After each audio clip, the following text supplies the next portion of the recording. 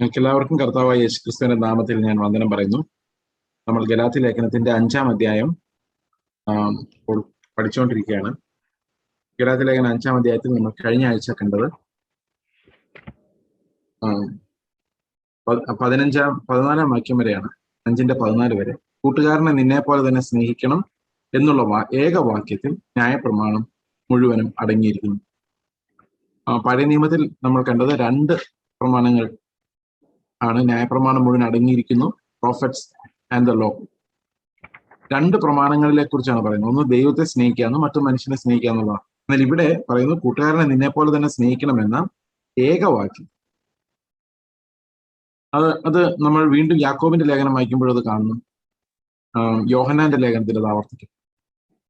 അവിടെ എല്ലാം സഹോദരനെ സ്നേഹിക്കുക എന്നുള്ള ഒറ്റ ഊന്നലിലേക്ക് പുതിയ നിയമം മാറുന്നതായിട്ട് നമുക്ക് കാണാൻ കഴിയും. അപ്പൊ ദൈവത്തെ സ്നേഹിക്കണ്ടേ എന്നൊരു ചോദ്യം വരും. അതെന്താ കട്ട് ചെയ്തത്? തിരിച്ചു വേണം ഇത് കട്ട് ചെയ്താൽ മതിയായിരുന്നല്ലോ എന്ന് വേണമെങ്കിൽ. കാരണം ഇന്നത്തെ മതം എന്ന് പറയുന്നത് എപ്പോഴും ദൈവത്തെ സ്നേഹിക്കുന്നു എന്നുള്ള ഒരു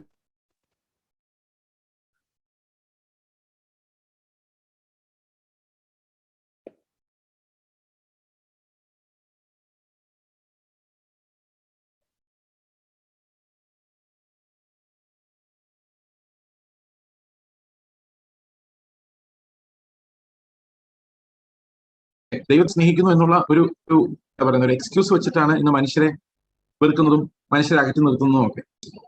കാരണം ദൈവത്തെ ഇഷ്ടമില്ലാത്ത മനുഷ്യർ, അപ്പൊ ആ മനുഷ്യരെ നമ്മൾ ഇഷ്ടപ്പെടുന്നത് ശരിയല്ലല്ലോ. അപ്പോ മനുഷ്യരെ ശത്രുക്കളായിട്ട് കാണാനുള്ള ഒരു റീസൺ എന്ന് പറയുന്നത് ദൈവമാണ്, മതമാണ്. മതത്തിനോട് നമ്മൾ കൂടുതൽ ആസക്തി വരുന്നതോറും മനുഷ്യരെ നമുക്ക് അകറ്റി നിർത്താൻ തോന്നും. അതിനെ വേണമെങ്കിൽ നമുക്ക് സെനോഫോബിയ എന്ന് വിളിക്കാം. സെനോഫോബിയ ഇന്ന് ഈവൻ ക്രിസ്ത്യാനികളിലും വളരെ സ്ട്രോങ് ആയിട്ടുള്ള ഒരു കാര്യമാണ്. മറ്റ് വിഭാഗങ്ങളിലുള്ളവരെ കാണുമ്പോൾ ഉണ്ടാകുന്ന ഒരു അസ്കിത, അത് ശരിക്കും ദൈവസ്നേഹത്തിന്റെ പേരിലാണെന്നുള്ളതാണ് ഏറ്റവും വലിയ തമാശ. പുതിയ നിയമത്തെ കുറിച്ച് പറയുന്നത് നിങ്ങൾ മനുഷ്യനെ സ്നേഹിക്കുന്നില്ലെങ്കിൽ ദൈവത്തെ സ്നേഹിക്കുന്നില്ല എന്ന് തന്നെയാണ്. അതിന്റെ കാരണം പഴയ നിയമത്തിൽ പറയുന്ന സ്നേഹത്തിന് 2 ഡയറക്ഷനാണ്. ഒന്ന് ദൈവത്തിലേക്ക് അത് മനുഷ്യന്റെ എഫേർട്ടാണ്. അതുപോലെ തന്നെ മനുഷ്യനിലേക്കുള്ളതും മനുഷ്യന്റെ എഫേർട്ടാണ്. അപ്പൊ അത് 2 തരത്തിൽ നമ്മുടെ എഫേർട്ട് പോകണമെന്നാണ് പഴയ നിയമത്തിൽ നമ്മൾ ഡിമാൻഡ് ചെയ്യുന്നത്. അപ്പൊ പുതിയ നിയമത്തിൽ അങ്ങനെയല്ല. പുതിയ നിയമത്തിൽ മനുഷ്യനോടുള്ള നമ്മുടെ സ്നേഹം ദൈവത്തിൽ നിന്ന് നമുക്ക് ലഭിക്കുന്ന സ്നേഹത്തിന്റെ ഭാഗം മാത്രമാണ്. എന്ന് പറഞ്ഞാൽ കർത്താവും ഞാനും തമ്മിലുള്ള ബന്ധത്തിന്റെ ഭാഗമാണ് എനിക്ക് മനുഷ്യരോടുള്ള സ്നേഹം. അതില്ലെങ്കിൽ ഇതില്ലായിരുന്നു എന്നുള്ളതാണ്. ഏതില്ലെങ്കിൽ സഹോദരനോടുള്ള സ്നേഹം എനിക്ക് ഉണ്ടാകുന്നില്ലെങ്കിൽ അതിനർത്ഥം എനിക്ക് ദൈവവുമായി ബന്ധമില്ല എന്നാണ്. അതുകൊണ്ടാണ് പുതിയ നിയമം ഈ ഒരൊറ്റ കൽപ്പനയിലേക്ക് ചുരുങ്ങാനുള്ള കാരണം. അതിനർത്ഥം ദൈവത്തെ സ്നേഹിക്കുന്നില്ലെന്നല്ല, ദൈവത്തോടുള്ള സ്നേഹം is measured as to how much we love our brother. അതുപോലെ പഴയ നിയമത്തിൽ അല്ലെങ്കിൽ വേറൊരു മതത്തെ പോലെയോ നമുക്ക് ദൈവത്തെ വെച്ചുകൊണ്ട് മനുഷ്യരെ വെറുക്കാൻ പറ്റില്ല. കാരണം ദൈവത്തിന് ഇഷ്ടമില്ലാത്ത ജനം എന്ന് പറഞ്ഞാൽ ആരെയും തള്ളിക്കളയാൻ പറ്റില്ല. ദൈവത്തിന്റെ ശത്രു എന്ന് പറഞ്ഞാൽ ആരെ അകറ്റി നിർത്താൻ പറ്റില്ല. കാരണം നമ്മളും ശത്രുക്കളായിരുന്നു, കൃപ ലഭിച്ച നീതിമാന്മാരായി നമ്മൾ രക്ഷപ്പെട്ടു പോയതാണ്. അതുകൊണ്ട് ഈ ക്രിസ്ത്യാനിറ്റിയിൽ ഇന്ന് പലപ്പോഴും നമ്മൾ കാണുന്നത് ക്രിസ്ത്യൻ റിലീജിയൻ സ്ഥാപിക്കപ്പെടുമ്പോഴേക്കും നമുക്ക് ശത്രുക്കൾ ഉണ്ടാകുന്നു. അതിലൊരു ജാതീയ ശത്രുവായിട്ട് കാണുന്നു, ഒരു വർഗത്തെ, ഒരു മതത്തെ ശത്രുവായിട്ട് കാണുന്നു. പക്ഷെ അത് ദൈവത്തെ സ്നേഹിക്കുന്നില്ല എന്നുള്ളത്. കാരണം ദൈവത്തിന് എല്ലാവരോടും കരുണയാണുള്ളത്. ആ കരുണാപാത്രങ്ങളായി നമ്മൾ പെരുമാറണമെന്ന് ദൈവം ആഗ്രഹിക്കുന്നു. കരുണാപാത്രങ്ങളായി എല്ലാ മനുഷ്യരോടും, എല്ലാ തരത്തിലുള്ള ആൾക്കാരോടും, പാപത്തിൽ ജീവിക്കുന്നവരോടും പാപത്തെ വെറുത്തുകൊണ്ട് ആ പാപിയോട് കരുണ കാണിക്കണം എന്ന് കർത്താവ് ആഗ്രഹിക്കുന്നതാണ് ക്രിസ്തുവിന്റെ മനസ്സെന്ന് പറയുന്നത്. അപ്പോൾ religion is always against that. നമുക്ക് അറിയാം, റിലീജിയൻ എന്ന് പറയുന്ന സർവൈവ് ചെയ്യുന്ന മറ്റുള്ളവരെ ആക്രമിച്ചും മറ്റുള്ളവരെ നിരപ്പാക്കിയും അല്ലെങ്കിൽ അവരോട് ജയിച്ചുമാണ്. എന്നാൽ ക്രിസ്തു അങ്ങനെയല്ല. അപ്പോൾ എല്ലാ പ്രമാണങ്ങളും ഈ ഒന്നിലേക്ക് ചുരുങ്ങുമ്പോൾ ഇത് വലിയൊരു ചലഞ്ചാണ്. കാരണം നമ്മുടെ മുമ്പിൽ വരുന്ന ഓരോരുത്തരോടുള്ള സ്നേഹമാണ് കർത്താവിനോടുള്ള നമ്മുടെ സ്നേഹം. ഈ ചെറിയവരിൽ ഒരുവന് നിങ്ങൾ ചെയ്തപ്പോഴെല്ലാം നിങ്ങൾ എനിക്കായിട്ടാണ് ചെയ്തത് എന്ന് പറഞ്ഞാൽ ഈ 2 സ്നേഹവും 2 അല്ല, 2 സെപ്പറേറ്റ് എഫേർട്സ് അല്ല. ദൈവത്തെ സ്നേഹിക്കാനുള്ള എഫേർട്ടും മനുഷ്യനെ സ്നേഹിക്കാനുള്ള എഫേർട്ടും അല്ലത്. മനുഷ്യനിലേക്ക് ചെല്ലുന്ന സ്നേഹം ദൈവത്തിന്റെ സ്നേഹമാണ്. That means that's one singular thing extended both ways. ഒന്നുണ്ടെങ്കിലേ മറ്റേതുള്ളൂ എന്ന് പറഞ്ഞാൽ അത് ഒരെണ്ണം മാത്രമായിട്ട് എക്സിസ്റ്റ് ചെയ്യുന്നില്ല എന്നുള്ളതാണ് പുതിയ നിയമം നമ്മളെ പഠിപ്പിക്കുന്നത്. പുതിയ നിയമത്തിലെ കർത്താവ് ശാസ്ത്രിയോട് ചോദിക്കുമ്പോൾ ഉള്ള കോൺവെർസേഷനിലല്ലാതെ മുമ്പോട്ടുള്ള ഒരു ഉപദേശങ്ങളിലും ഈ രണ്ടെണ്ണത്തെ സെപ്പറേറ്റ് ആയിട്ട് കാണിക്കുന്നില്ല എന്നുള്ളതാണ്. അതിന്റെ കാരണം അത് പഴയ നിയമത്തെ കോട്ട് ചെയ്യാനാണ് ശാസ്ത്രിയോട് സംസാരിക്കുന്നത്, പഴയ നിയമത്തെ കോട്ട് ചെയ്തിട്ടാണ്. അതിനർത്ഥം we are driven by love, love as a fruit of the spirit. ആത്മാവിന്റെ ഫലമായ സ്നേഹത്താൽ നമ്മൾ നിയന്ത്രിക്കപ്പെടുന്നു എന്നുള്ളതാണ് അതിന് കാരണം. അപ്പോൾ കൂട്ടുകാരനെ നിന്നെ പോലെ തന്നെ സ്നേഹിക്കണം എന്നുള്ള വാക്യത്തിൽ അപ്പോൾ ഒരു ചോദ്യം വരും, ആരാണ് ഈ കൂട്ടുകാരൻ? ആരാണ് കൂട്ടുകാരൻ എന്ന് പറഞ്ഞു കഴിഞ്ഞാൽ അതാണ് നമ്മുടെ പണ്ട് നാരായണ ഗുരു എന്ന് പറഞ്ഞൊരു സാമൂഹ്യ പരിഷ്കർത്താവ് കേരളത്തിലുണ്ടായിരുന്നു. അദ്ദേഹം പറഞ്ഞു, ഒരു ജാതി, ഒരു മതം, ഒരു ദൈവം, മനുഷ്യൻ. അപ്പൊ അദ്ദേഹം ഉദ്ദേശിച്ചത് എന്താ പറയുന്നത്, പല ആൾക്കാർ, പലതരത്തിലുള്ള ആൾക്കാർ വേണ്ട എന്നാണ്. പക്ഷെ അത് വ്യാഖ്യാനിച്ച് ഒരു ജാതി, ഒരു മതം, ഒരു ദൈവം, ഒരു മനുഷ്യൻ എന്നായി. ഒരു മനുഷ്യൻ, ഒരു ജാതി, ഒരു മതം, ഒരു ദൈവമാണെങ്കിൽ അടുത്ത ആൾക്ക് വേറെ ഒരു ജാതി, ഒരു ഇങ്ങനെയായി. അതുപോലെയാണ് ഇതും. ഓക്കെ, കൂട്ടുകാരനെ സ്നേഹിക്കണം എന്ന് പറയുമ്പോൾ ആരാണ് ഈ കൂട്ടുകാരൻ? എന്നോട് കൂട്ടുകൂടുന്നവൻ, അല്ലെങ്കിൽ എന്നെ പോലെ ഇരിക്കുന്നവൻ, അങ്ങനെയല്ല. കർത്താവ് അതിന് പറഞ്ഞു എക്സാമ്പിൾ എന്ന് പറഞ്ഞ ശമരിയാക്കാരന്റെ കഥയാണ്. അതായത് കൂട്ടുകാരൻ ആര് അല്ലെങ്കിൽ അയൽക്കാരൻ ആര് എന്ന ചോദ്യത്തിന് കർത്താവ് പറഞ്ഞ ഉത്തരം any one could be your neighbour, any one could be your friend എന്നാണ്. അത് ആരാണോ നീഡിലിരിക്കുന്നത് അവനാണ് സുഹൃത്ത് അല്ലെങ്കിൽ അയൽവക്കക്കാരൻ. അപ്പോൾ അവനെ സ്നേഹിക്കുക എന്നുള്ള ഒരു പ്രമാണത്തിലാണ് ഈ ന്യായപ്രമാണത്തെയും പ്രവാചകന്മാരെല്ലാം ചുരുക്കി വെച്ചിരിക്കുന്നതായിട്ട് നമുക്ക് കാണുന്നത്. അടുത്ത രണ്ട് വാക്യങ്ങൾ, നിങ്ങൾ അന്യോന്യം കടിക്കുകയും തിന്നുകളയുകയും ചെയ്താലോ ഒരുവനാൽ ഒരുവൻ ഒടുങ്ങിപ്പോകാതിരിക്കാൻ സൂക്ഷിച്ചുകൊള്ളുവേൻ. ഇത് സഭയുണ്ടാകുന്ന ചിത്രങ്ങളെ കുറിച്ചായിരിക്കണം അവിടെ പരാമർശിക്കുന്നത് എന്ന് ഞാൻ വിചാരിക്കുന്നു. പരസ്പരമുള്ള വഴക്ക് ഛിദ്രത്തിന് കാരണമാണ്. സഭകളിലുള്ള ഗ്രൂപ്പിസം, അങ്ങോട്ടും ഇങ്ങോട്ടുമുള്ള വിഴുങ്ങലുകൾ, അങ്ങോട്ടും ഇങ്ങോട്ടുമുള്ള കുറ്റപ്പെടുത്തലുകൾ, പരസ്യ പ്രസ്താവനകൾ, ഫേസ്ബുക്ക് തുറന്നു നോക്കിക്കഴിഞ്ഞാൽ അങ്ങോട്ടും ഇങ്ങോട്ടുള്ള വെല്ലുവിളികൾ മാത്രമേ ഉള്ളൂ. ഇവർ മനസ്സിലാക്കാത്ത ഒരു കാര്യം എന്ന് പറയുന്നത്, ഇത് അവിശ്വാസികളും കാണുന്ന നമ്മുടെ സുഹൃത്തുക്കളിൽ തന്നെ, ഫ്രണ്ട്സ് ലിസ്റ്റിൽ തന്നെ എത്ര പേര് അവിശ്വാസികൾ ഉണ്ടാവും. എനിക്ക് പേടിയ ഒരു കാര്യം പോസ്റ്റ് ചെയ്യാൻ. കാരണം കുറച്ചു പേര് യേശു ക്രിസ്തുവിൽ വിശ്വസിക്കാത്ത കുറച്ച് സുഹൃത്തുക്കളുണ്ട്. അവരിത് കാണുമ്പോൾ അവരെന്ത് വിചാരിക്കും? ഈ ഡോക്ടറിനൽ ഫിസ്റ്റ് ഫൈറ്റ് മൊത്തം അവിടെ യൂട്യൂബിൽ, ഫേസ്ബുക്കിന് അല്ലെങ്കിൽ സാമൂഹ്യ മാധ്യമത്തിൽ വരും. അങ്ങോട്ടും ഇങ്ങോട്ടും വിഴുങ്ങി തിന്നു കളയാണ്. ശരിക്കും നമ്മൾ സാക്ഷ്യമില്ലാത്തവരായി മാറുന്നത് ഈ ഒരു യുദ്ധം കാരണമാണ്. ഓക്കെ, അപ്പോൾ അന്യോന്യം കടിക്കുകയും തിന്നുകളയുകയും ചെയ്താലോ ഒരുവനാൽ ഒരുവൻ ഒടുങ്ങിപ്പോകാതിരിപ്പാൻ സൂക്ഷിച്ചുകൊള്ളുവൻ. അപ്പം പരസ്പരം ഒടുങ്ങിപ്പോകാതിരിപ്പാൻ സൂക്ഷിച്ചു. ഇപ്പം ക്രിസ്ത്യാനിറ്റിയുടെ ഏറ്റവും വലിയ ട്രബിൾ എന്ന് പറയുന്നത് സഹോദരനെ സ്നേഹിക്കുന്നില്ല എന്നുള്ളത് തന്നെയാണ്. നമുക്ക് ഡോക്ടറിനൽ ഡിഫറൻസ് ഉണ്ടായാലും സ്നേഹം നഷ്ടപ്പെട്ടുള്ള ആർഗ്യുമെന്റ്സ് ഭയങ്കര അത്ഭുതകരമാണ്. തൃത്വത്തെക്കുറിച്ചുള്ള ആർഗ്യുമെന്റ്സ് ഒക്കെ കേട്ട് കഴിഞ്ഞാൽ ദൈവം ആരാണെന്ന് പോലും പരിചയമില്ലാത്ത ആളുകൾ തമ്മിൽ യുദ്ധം ചെയ്യുന്ന പോലെയുണ്ട്. എന്തൊക്കെ ഭാഷയാണ് ഉപയോഗിക്കുന്നത്, ചീത്തയും തെറിയും എനിക്കും കിട്ടുന്നുണ്ട് ഇടയ്ക്കിടയ്ക്ക്. അത് തൃത്വത്തിന്റെ പേരിലാണ് കിട്ടുന്നത്. തൃത്വത്തെ കുറിച്ചുള്ള പ്രസംഗത്തിനാണ് ഏറ്റവും കൂടുതൽ റിയാക്ഷൻ എന്ന് പറഞ്ഞാൽ വയലന്റ് റിയാക്ഷനാണ്. എന്തൊക്കെയാണ് പറഞ്ഞിരിക്കുന്നത്, ഞാൻ പിന്നെ പോസ്റ്റ് ചെയ്യുന്ന ടാഗെല്ലാം എടുത്ത് കളഞ്ഞു, അല്ലെങ്കിൽ പിന്നെ അത് ആകെപ്പാടെ വൃത്തികേടായി. So much of venom is produced. എങ്ങനെ ഇതുണ്ടാകുന്നത്? അപ്പൊ കർത്താവിന് വേണ്ടി അത്രയും പാഷനേറ്റ് ആയിട്ട് സഹോദരനെ ഉപദ്രവിക്കാനും സഹോദരനെതിരെ വാളെടുക്കാനും പറ്റുമോ? പറ്റില്ല.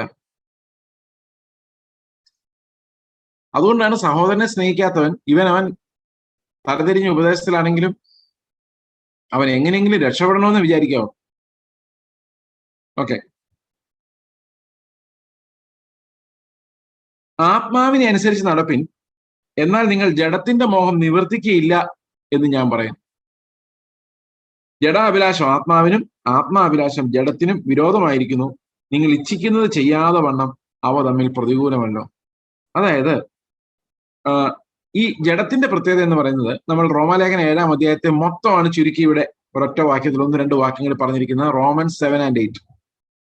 ഇപ്പൊ ഗലാത്യ ലേഖനം എന്ന് പറയുന്ന ഒരു റിവ്യൂ ആണെന്ന് ഞാൻ വിചാരിക്കുന്നു. അത് റോമാലേഖനത്തിന്റെ ഒരു റിവ്യൂ, ഒരു സമ്മറി. ഓക്കെ, ഇവിടെ ഈ രണ്ട് കാര്യങ്ങൾ, ഒന്ന് ജഡാഭിലാഷം ആത്മാവിനും ആത്മാഭിലാഷം ജഡത്തിനും വിരോധമായിരിക്കുന്നു. നിങ്ങൾ ഇച്ഛിക്കുന്നത് ചെയ്യാതെ വണ്ണം അവ തമ്മിൽ പ്രതികൂലമല്ലോ. ഏത് തമ്മിൽ പ്രതികൂലമല്ലോ? ഈ ജഡാഭിലാഷവും ആത്മാഭിലാഷവും തമ്മിൽ പ്രതികൂലമാണ്. ജഡാഭിലാഷത്തിന്റെ പ്രത്യേകത നമ്മുടെ ഇച്ഛയ്ക്കനുസരിച്ചുള്ളതല്ല അതെന്നുള്ളതാണ്. നമുക്ക് ഇച്ഛിക്കുന്നത് ചെയ്യാൻ കഴിയാത്ത വിധം. അപ്പൊ ജഡം എന്ന് പറയുന്നത്, ജഡത്തിന്റെ പ്രവൃത്തികൾ നമ്മൾ ചെയ്യുമ്പോൾ നമ്മൾ നീതി ചെയ്യണമെന്ന് ആഗ്രഹിച്ചാലും അതങ്ങനെ ചെയ്യാൻ നമുക്ക് സാധിക്കില്ല. A person who is following the flush is under slavery. അവൻ അടിമത്തത്തിലാണ്. കാരണം അവൻ ആഗ്രഹിക്കുന്നത് അവന് ചെയ്യാൻ കഴിയില്ല. നമ്മൾ പലപ്പോഴും വിചാരിക്കില്ലേ, ആഗ്രഹിക്കുന്നത് ചെയ്യാൻ കഴിയാത്ത അടിമത്തം എന്ന് പറയുന്നത് that's because we are in the flush. എന്നാൽ ആത്മാവ് അങ്ങനെയല്ല. ആത്മാവ് എന്ന് പറയുന്നത് ജഡത്തിന് വിരോധമാണ്. അവിടെ പറയുന്നത് ജഡത്തെ അല്ല, റോമർ 8:3-4 പറയുന്നത് ജഡത്തെ അല്ല, ആത്മാവിനെ എത്ര അനുസരിച്ച് നടക്കുന്ന നിങ്ങളിൽ ദൈവത്തിന്റെ ന്യായ പ്രമാണം നിറവേറേണ്ടതിന് തന്നെ എന്നുള്ളതാണ്. So when we are living by the spirit of God, the law of God is fulfilled in us. നമ്മുടെ ഉള്ളിൽ അത് നിവർത്തിക്കപ്പെടുന്നു. എങ്ങനെയാണ് ആത്മാവിനാൽ നടക്കുന്നത്? വിശ്വാസത്താലാണ്. വിശ്വാസത്താലുള്ള നടപ്പാണ് ആത്മാവിനാലുള്ള നടപ്പ്. ക്രിസ്തു നമ്മിൽ വസിക്കുന്ന നടപ്പാണ്. That's called the active obedience of a man, human being. അവൻ ആക്റ്റീവായിട്ട് അനുസരണത്തിലൂടെ തന്നെത്താൻ കർത്താവിന് പ്രസാദമുള്ള യാഗമായി അർപ്പിക്കുന്നു, ആത്മാവിനെ അനുസരിക്കുന്നു. Obeying the spirit of God. What the spirit of God tells us, what the spirit of God reveals to us about the Lord. അപ്പോൾ ജഡത്തിൽ ജീവിക്കുമ്പോൾ എന്ത് സംഭവിക്കും? നമ്മൾ പരസ്പരം വിഴുങ്ങുകയും തിന്നുകയും ഒക്കെ ചെയ്യും. കാരണം നമ്മുടെ എല്ലാ കോൺഫ്ലിക്റ്റിന്റെയും പുറകില് ഈ എന്താ പറയുന്നത്, ജഡത്തിന്റെ മോഹമാണ്, ജയിക്കണം എന്നുള്ള മോഹമാണ്. അപ്പൊ ഏതോ ഒരു ഫോൾസ് ന്യൂസ് ഫേസ്ബുക്കിൽ വന്നപ്പം ഞാൻ എൻ്റെ ഒരു പരിചയമുള്ള ഒരു സഹോദരനുമായിട്ട് സംസാരിച്ചു. ഫോൾസ് ന്യൂസ് പറഞ്ഞു കഴിഞ്ഞാൽ ഒരു ആരോപണം, ഇതെന്താ ഇങ്ങനെ വരുന്നത്? അപ്പൊ പുള്ളി പറഞ്ഞു ഇത് ഭയങ്കര ഫീൽഡോ, ഇത് ഭയങ്കര കോമ്പറ്റീഷന്റെ ഫീൽഡ്. ഞാൻ ഏത് കോമ്പറ്റീഷന്റെ ഫീൽഡ്, ഏത് കോമ്പറ്റീഷൻ? പുള്ളി പറഞ്ഞത് ഈ പ്രസംഗിക്കുന്നവരൊരു കോമ്പറ്റീഷൻ ഉണ്ട്. അപ്പൊ ആരെങ്കിലും വളർന്നു വരുന്നതായിട്ട് ആർക്ക് തോന്നിക്കഴിഞ്ഞാൽ അവരെ നിരത്തിലടിക്കാൻ വേണ്ടി അവരെന്തെങ്കിലും ഫാൾസ് ന്യൂസ് ഇടും. ആലോചിച്ച് നോക്കി, ഇത് ക്രിസ്ത്യൻ പ്രസംഗകരെ കുറിച്ചാണ് ഈ പറഞ്ഞു വരുന്നത്. ഞാൻ സത്യം പറഞ്ഞാൽ ഞാൻ അത്ഭുതപ്പെട്ടു പോയി. കാരണം I never thought such A competition exist here. അതായത് വേറൊരുത്തിനെ വിഴുങ്ങിക്കളയാൻ വേണ്ടിയുള്ള കോമ്പറ്റീഷനകത്തുണ്ടോ ഞാൻ ഒരിക്കലും ചിന്തിച്ചില്ല. എനിക്ക് പുള്ളിക്ക് തോന്നിയതായിരിക്കും, അറിയില്ല ഇനി അത് അങ്ങനെ ഉണ്ടോ എന്നുള്ള കാര്യം. പക്ഷെ ഒരു കാര്യമുണ്ട്, ഈ ആരുമായിട്ടെങ്കിലും നമുക്ക് കോൺഫ്ലിക്റ്റ് ഉണ്ടെങ്കിൽ അതിന്റെ പുറകിലുള്ള ഒരു ജഡമോഹമുണ്ട്. സഹോദരനെ സ്നേഹിക്കാതിരിക്കുന്നതിന്റെ പുറകിലെല്ലാം നമ്മുടെ ജഡത്തിന്റെ അനുസരണത്തിലുള്ള ഒരു നടപ്പുണ്ട്. അപ്പൊ സഹോദരനോടുള്ള നമ്മുടെ എതിർപ്പ്, അത് എന്താ പറയുന്നത്, ഒരു ഡോക്ട്രിൻ, കർത്താവിന്റെ ഡോക്ട്രിൻസിന് വിരോധമായി സംസാരിക്കുന്നതുകൊണ്ടുള്ള എന്താ പറയുന്നത്, ആ ഒരു ദൈവികമായ ഒരു വേദന ഉണ്ടാകാം. ഇപ്പം ചില സമയത്ത് ഈ ദുരുപദേശങ്ങൾ ഇത്രയും സ്പ്രെഡായി കഴിയുമ്പോൾ നമുക്ക് എത്രയോ പേര് അതിന്റെ അടിമത്തത്തിൽ കഴിയുന്നുള്ളൊരു വേദന തീർച്ചയായിട്ടും എനിക്കുണ്ട്. അത് പ്രസംഗിക്കുന്നവരോട് ഇവരിത് നിർത്തിയിരുന്നെങ്കിൽ കൊള്ളാമായിരുന്നു എന്ന് പലപ്പോഴും തോന്നുന്നുണ്ട്. പക്ഷെ അപ്പോഴും നമുക്കൊരു കാര്യം അറിയാം, അന്ത്യകാലത്ത് ദൈവം ഇതൊക്കെ അനുവദിക്കുന്നുണ്ട്. അവരെ വിരോധിച്ചിട്ട് കാര്യമില്ല. കാരണം വിരോധിക്കുന്നിടത്താണ്, ഇതാണ് സാത്താന്റെ ട്രിക്ക് എന്ന് പറയുന്നത്. സാത്താന്റെ ശക്തിയും ട്രിക്കും തമ്മിൽ നമ്മൾ ഡിഫറൻഷിയേറ്റ് ചെയ്യേണ്ട ഒരു കാര്യമാണ്. സാത്താന്റെ ശക്തിയെ നമ്മൾ ഭയങ്കരമായിട്ട് ഭയപ്പെടുന്നുണ്ട്. എന്നാൽ അവന്റെ ട്രിക്കുകളെ കുറിച്ച് നമുക്ക് ഒരു പിടിയുമില്ല. അപ്പൊ നമ്മൾ സത്യത്തിന് വേണ്ടി പോരാടുന്നു എന്ന് പറഞ്ഞുകൊണ്ടൊരു സഹോദരനെ വ്യക്തിപരമായിട്ട് എതിർത്ത് നിൽക്കുമ്പോൾ എന്താ സംഭവിക്കുന്ന അറിയോ? ഈ സാത്താന്റെ ട്രിക്കിൽ നമ്മൾ വീഴുക ചെയ്യും. He tricks us into hating our brother. അവൻ തെറ്റിലായിരിക്കും, പക്ഷെ വെറുക്കാതിരിക്കുക എന്ന് പറയുന്നത് അകത്ത് സ്നേഹത്തോടെയും സിമ്പതിയോടെയും കരുണയോടെയും അവനെ നോക്കുക, അവനെ വിഴുങ്ങിക്കളയാതിരിക്കാൻ ശ്രദ്ധിക്കുക എന്ന് പറയുന്ന ആത്മാവിന് മാത്രമേ സാധിക്കൂ. ജഡത്തിന് അങ്ങനെയുള്ള നോട്ടവും മുൻകരുതലുകളോ ഒന്നുമില്ല. He attacks and destroys and divorce. Okay, അപ്പോൾ ആത്മാവിനെ അനുസരിച്ച് നടക്കുന്നുവെങ്കിൽ നിങ്ങൾ ന്യായപ്രമാണത്തിന് കീഴുള്ളവരല്ല, ന്യായപ്രമാണം പൂർത്തിയാക്കിയവരാണ്. That means if Christ is living in you, അവൻ ന്യായപ്രമാണത്തിന്റെ പൂർത്തീകരണമാണ്. Is the end of the law. അല്ലെ? അപ്പൊ ആത്മാവിൽ വസിക്കുന്നവരുടെ എല്ലാം ഉള്ളിൽ കർത്താവാണ് രാജാവായിരിക്കുന്നത്. അവരെ സംബന്ധിച്ച് അവർ ന്യായപ്രമാണത്തിന്റെ കീഴുള്ളവരല്ല. ഉദാഹരണത്തിന് ഞാൻ സാധാരണ പണ്ടൊക്കെ പറയുമായിരുന്ന ഒരു ഉദാഹരണമാണ്, ഇപ്പോ നിങ്ങൾ ആരെങ്കിലും എൻ്റെ വീട്ടിൽ വന്നാൽ, അല്ലെങ്കിൽ ഞാൻ നിങ്ങളുടെ വീട്ടിൽ വന്നാൽ ഒരു ദിവസം താമസിക്കുകയാണെന്ന് വിചാരിച്ചോ. നമുക്ക് ഇപ്പം എന്തായാലും വരുന്നില്ല, ജസ്റ്റ് ചിന്തിക്കാം. അപ്പൊ അവിടെ വീട്ടിൽ വരുമ്പോൾ നിങ്ങൾ പറയാണ്, താമസിക്കുന്നൊക്കെ കൊള്ളാം, പക്ഷെ പോകുമ്പോൾ ഇവിടുന്ന് വിലയുള്ള സാധനങ്ങളൊന്നും എടുത്തുകൊണ്ട് പോകരുത് എന്താ എന്ന് എന്നോട് ഉപദേശിച്ചാൽ എനിക്ക് ഭയങ്കര വിഷമം തോന്നും. ന്യായമായിട്ടും വിഷമം തോന്നും. കാരണം ഞാനെങ്ങനെ എടുത്തുകൊണ്ട് പോകും നിങ്ങൾ ചിന്തിച്ചോ എന്ന് എൻ്റെ ഉള്ളിൽ വരും, അല്ലേ? തീർച്ചയായിട്ടും. അതേസമയത്ത് നിങ്ങൾ പറയണമായിരുന്നു, എന്നെ നേരത്തെ പലയിടത്ത് മോഷണത്തിന് പിടിച്ചിട്ടുള്ള ഒരാളാണെങ്കിൽ പറയാം, മര്യാദയ്ക്ക് ഇറങ്ങിപ്പൊക്കോണം, ഇവിടെ നിന്നുള്ള സാധനങ്ങളൊന്നും എടുത്തുകൊണ്ട് പോയെന്ന് പറയാം. കാരണം എന്താ, I'm already convicted for theft. കുഴപ്പമില്ല. പക്ഷെ അതേ സമയത്ത് ഒരു ശുശ്രൂഷകനായിട്ട് ഞാൻ നിങ്ങളുടെ വീട്ടിൽ വരുമ്പോൾ നിങ്ങൾ എന്നോട് ഇവിടെ നിന്നുള്ള സാധനങ്ങളൊന്നും എടുത്തുകൊണ്ട് പോലെന്ന് പറഞ്ഞ് എന്നെ വല്ലാതെ ഹർട്ട് ചെയ്യും. കാരണം എന്താ, അത് നിയമമാണ്. ആ നിയമം ന്യായപ്രമാണത്തിന് കീഴുള്ളവരോടാണ് പറയേണ്ടത്. ആരാണ് ന്യായപ്രമാണത്തിന് കീഴുള്ളവര്? കഠിന ഹൃദയമുള്ളവര്, അനുസരിക്കാത്തവര്, ഇങ്ങനെയുള്ളവരാണ് ന്യായപ്രമാണത്തിന് കീഴുള്ളവര്. 1 തിമോത്തിയോസ് നോക്കി ആർക്ക് വേണ്ടിയുള്ളതാണ് ന്യായപ്രമാണമെന്ന്.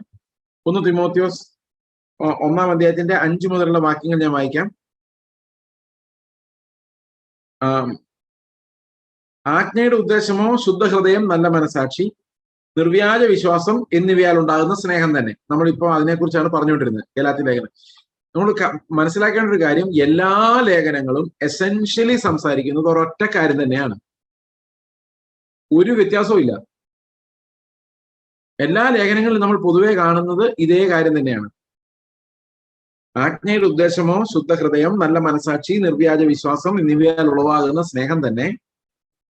ചിലർ ഇവ വിട്ടുമാറി വൃഥാവാദത്തിലേക്ക് തിരിഞ്ഞ്, ഗലാത്യ ലേഖനത്തിന്റെ തന്നെ നമ്മളിപ്പോ കേട്ടോണ്ടിരുന്ന കാര്യമാണ്. വൃഥാവാദത്തിലേക്ക് തിരിഞ്ഞ്, ഓക്കെ, വെയിൻ ജാംഗ്ലിംഗ് എന്നാണ് അത് ഇംഗ്ലീഷിൽ എഴുതിയിരിക്കുന്നത്. ഓക്കെ, ധർമ്മോപദേഷ്ടാക്കന്മാരായിരിക്കാൻ ആഗ്രഹിക്കും. തങ്ങൾ പറയുന്നത് ഇന്നതെന്നും സ്ഥാപിക്കുന്നത് ഇന്നതെന്നും ഗ്രഹിക്കുന്നില്ലതാണ്. ഇപ്പൊ ന്യായപ്രമാണത്തിന് കീഴുള്ളവനെ സംബന്ധിച്ച് അവൻ ധർമ്മോപദേഷ്ടാവാണ് എപ്പോഴും. അവർ ചെയ്യുന്നത് എന്താണെന്നോ, അവരെ പഠിപ്പിക്കുന്നത് എന്താണെന്നോ, പറയുന്നത് ഇന്നതാണെന്നോ, സ്ഥാപിക്കുന്നത് ഇന്നതാണെന്നോ അവർക്ക് തന്നെ ഗ്രഹിക്കാൻ പറ്റുന്നില്ല. അതായത് പഥ്യോപദേശം എത്താതെ ധർമ്മോപദേശം പഠിപ്പിക്കുകയും ഫോളോ ചെയ്യുകയും ചെയ്യുന്നവരെ ശരിക്കും അവർ സ്ഥാപിക്കുന്ന എന്താണ്, പറയുന്നത് എന്താണെന്നുള്ള കാര്യം അവർക്ക് തന്നെ മനസ്സിലാകുന്നില്ല എന്നാണ് പൗലോസ് പറയുന്നത്. അതെന്തുകൊണ്ടാണ് അങ്ങനെ പറഞ്ഞത്? ഇപ്പൊ ധർമ്മോപദേശം പറയാൻ വളരെ എളുപ്പമാണ്. നമ്മൾ പഴയ നിയമത്തിൽ ഒരു പാസേജ് എടുക്കുന്നു, ദാവീദിന്റെ ലൈഫ് എടുക്കുന്നു, അല്ലെങ്കിൽ എന്താ പറയുന്നത്, രാജാക്കന്മാരുടെ ഏതെങ്കിലും പുസ്തകം എടുക്കുന്നു, നമ്മളൊരു ധർമ്മോപദേശം അവതരിക്കും. പക്ഷെ പുതിയ നിയമത്തിൽ വരുമ്പോൾ അതിനൊരു പ്രോബ്ലം ഉണ്ട്. ആ പ്രോബ്ലം എന്താണെന്ന് വെച്ച് കഴിഞ്ഞാൽ, ഈ ധർമ്മോപദേശത്തിന്റെ ഒരു പ്രത്യേകത, ഉദാഹരണത്തിന് മോഷ്ടിക്കരുത് എന്നുള്ളൊരു പ്രമാണം നമ്മൾ എടുത്തു. അതൊരു ധർമ്മോപദേശമാണ്. ഒറ്റ നോട്ടത്തിൽ നോക്കിയാൽ ധർമ്മോപദേശമാണ്. ഞാൻ മോഷ്ടിക്കുന്നില്ല, പക്ഷെ അതുകൊണ്ട് ഞാൻ നീതിമാനായില്ല. പഴയ നിയമത്തിൽ അത് ചെയ്യാതിരുന്നാൽ മതിയാ. പക്ഷെ പുതിയ നിയമത്തിൽ അത് പോകും. മോഷ്ടിക്കുന്നവൻ നരകത്തിൽ പോകും, മോഷ്ടിക്കാത്തവനും രക്ഷപ്പെടുകയൊന്നുമില്ല. ഞാൻ മോഷ്ടിച്ചില്ല എന്ന് പറഞ്ഞുകൊണ്ട് കർത്താവ് സ്വർഗത്തിൽ കൊണ്ടുപോകും? ഇല്ല. So it's not about doing or not doing. അപ്പോൾ ഈ നിയമങ്ങൾ ധർമ്മോപദേഷ്ടാക്കന്മാരാകാൻ ഇച്ഛിക്കുന്നവരുടെ പ്രോബ്ലം എന്താണെന്ന് വെച്ച് കഴിഞ്ഞാൽ, ലളിതമായിട്ട് പറഞ്ഞാൽ ഇതിങ്ങനെയാണ്. ധർമ്മോപദേശം, എല്ലാ ധർമ്മോപദേശത്തിനകത്തും കൺഫ്യൂഷൻ ഉണ്ട്. അതിങ്ങനെയാണ്. ഇപ്പൊ ഞാൻ നിങ്ങളോട് പറയാമെന്ന് വിചാരിച്ചു, നിങ്ങളെല്ലാം മര്യാദയ്ക്ക് ജീവിച്ചില്ലേ? കഴിഞ്ഞ ദിവസം ഒരു കൾട്ട് ലീഡർ ഇങ്ങനെ പറഞ്ഞതായിട്ട് ഞാൻ കേട്ടു, ഒരു തെറ്റുപോലും നിങ്ങൾക്ക് സംഭവിച്ചാൽ നിങ്ങൾക്ക് സ്വർഗം നഷ്ടമാകും. എത്ര മനോഹരമായ വിശുദ്ധിക്ക് വേണ്ടിയുള്ള പോരാട്ടം. പക്ഷെ അവർ മനസ്സിലാക്കാത്ത ഒരു കാര്യമുണ്ട്. അവരെന്താ പറഞ്ഞതെന്നറിയാമോ? ഞങ്ങളൊരു തെറ്റും ചെയ്യുന്നില്ല എന്നാ പറഞ്ഞത്. ഞങ്ങളൊരു തെറ്റും ചെയ്യുന്നില്ലെന്നും ഞങ്ങൾ സ്വർഗത്തിൽ അതുകൊണ്ട് പോകുമെന്നും നിങ്ങളൊരു തെറ്റ് ചെയ്താൽ നിങ്ങൾ പോവില്ല എന്നും പറയുമ്പോൾ അദ്ദേഹം അതിന് ശേഷം പറഞ്ഞത് ഞാൻ സ്വർഗത്തിൽ പോകുമെന്ന് പറയാൻ വേണ്ടിയാണ്. ഞാൻ എന്ന് പറഞ്ഞ പുള്ളി. അപ്പൊ എന്താ സംഭവിച്ചിരിക്കുന്നത്? എന്താ സ്ഥാപിച്ചത്? എന്താണ് പറഞ്ഞത്?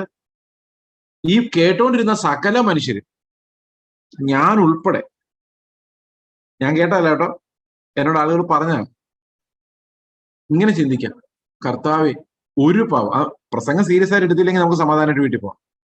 പ്രസംഗം സീരിയസ് ആയിട്ട് എടുത്താൽ നമ്മൾ തീർന്നു.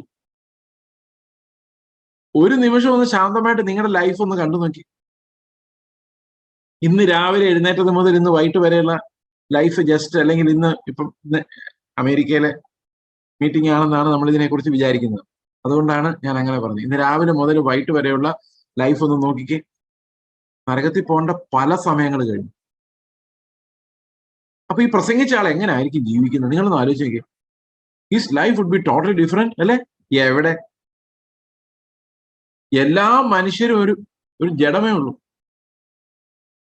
അവരവർ അനുഭവിക്കുന്ന സ്ട്രഗിൾ അവരവർക്ക് അറിയുള്ളൂ എന്നുള്ളതേ ഉള്ളൂ, ഹൃദയത്തിനകത്ത് കിടക്കുന്ന സാധനങ്ങൾ. ബട്ട് ധർമ്മോപദേശം പറഞ്ഞു വരുമ്പോ എന്താ സംഭവിക്കുന്നത്? നമ്മളെ നീതീകരിക്കുന്നത് എങ്ങനെയാന്ന് പറയാതെ, കരുണയുടെ വഴി എന്താ, കൃപയുടെ വഴി എന്താ, വിശ്വാസത്തിന്റെ വഴി എന്താന്ന് പറയാതെ ധർമ്മോപദേശം മാത്രം പറയുമ്പോൾ സംഭവിക്കുന്നത്, നമ്മൾ വേറെ എന്തോ ആണ് സ്ഥാപിച്ചെടുക്കുന്നത്. അതെന്താണെന്ന് ഈ പറയുന്നവർക്ക് പോലും അറിയില്ല എന്നുള്ളതാണ് പ്രശ്നം. നിങ്ങൾക്ക് ഞാൻ പറയുന്നത് മനസ്സിലായെന്ന് ഞാൻ വിചാരിക്കുന്നു. ഇനി എന്തെങ്കിലും മനസ്സിലായില്ലെങ്കിൽ ഒരു ചോദ്യം അതിന്റെ താഴെ ചാറ്റ് വിൻഡോയിൽ, ചാറ്റ് സെഷനിൽ നിങ്ങൾക്ക് ഇടാവുന്നതാണ്. ഇവിടെ പറയുന്നത് ധർമ്മോപദേശം ആർക്ക് വേണ്ടിയാണ്? അതിന് താഴെ പറയുന്നത് ഇങ്ങനെയുള്ളവർക്ക് വേണ്ടിയാണെന്ന് പറയുന്നു. ന്യായപ്രമാണമോ നീതിമാനുള്ളതല്ല. അതാണ് ഇവിടെ പറഞ്ഞിരിക്കുന്നത്. നിങ്ങൾ ആത്മാവിനെ അനുസരിച്ച് നടക്കുന്നുവെങ്കിൽ ന്യായപ്രമാണത്തിന് കീഴല്ല. ആരാണ് ന്യായപ്രമാണത്തിന് കീഴുള്ളവർ? നീതിമാന്മാരല്ല. പിന്നെ ആരാണ്? എന്തുകൊണ്ടായി നീതിമാനല്ല എന്ന് പറയുന്നത്? ന്യായപ്രമാണമോ നീതിമാനല്ല, നീതിമാനുള്ളതല്ല. Knowing this, that the law is not made for a righteous man. അങ്ങനെ എഴുതിയിരിക്കുന്നത്. അത് തന്നെ റോമലേഖനത്തിൽ നമ്മൾ ഗലാത്യ ലേഖനത്തിലൊക്കെ കണ്ടത്. ന്യായപ്രമാണത്താൽ ഒരു ജഡവും നീതീകരിക്കപ്പെടുന്നില്ല. ന്യായപ്രമാണത്താൽ പാപത്തിന്റെ പരിജ്ഞാനം അത്രേ വരുന്നത്. കാരണം ന്യായപ്രമാണം ആർക്കുള്ളതാ? പാപികൾക്കുള്ളതാ. പാപത്തെക്കുറിച്ച് ഓർമ്മിപ്പിക്കാനുള്ളത്. അടുത്ത വാക്യം നോക്കി. അധർമ്മികൾ, അഭക്തർ. ഇപ്പൊ എന്നോട് ഞാൻ പറഞ്ഞില്ലേ, ഇത് ഇവിടെ നിന്നുള്ള വിലയുള്ള സാധനങ്ങളൊന്നും കൊണ്ടുപോകരുത് എന്ന് എന്നോട് പറയുമ്പോൾ എനിക്ക് എന്താ ഓർമ്മ വന്നത്?